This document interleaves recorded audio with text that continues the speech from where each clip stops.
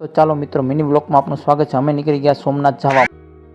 હા, જોઈ શકો છો તમે, અમે ગામની ફાટક વૈટા તો આવી ગયો અમારા ગામનો ગેટ. અહીંથી મારી દેવું અમે તાલાળા ને આવી ગયું છે તાલાળા, જોઈ શકો છો તમે ને 18 કિલોમીટર થાય છે. આ છે ઘુસિયાની મોટામાં મોટી સ્કૂલ ના હિરણ નદી ના આમાં છે હાવજ નથી, આ તો ગેસના બાટલા છે, સોરી મિત્રો. ને અહીંથી અમે મારી દેવું ડાબી સાઈડ એટલે આ વેરાવળ આવી ગયું, જોઈ શકો છો વેરાવળનો હાઈવે. અહીંથી થાય છે 264 ભાવનગર અને આ આવી ગયું સોમનાથનું પાર્કિંગ,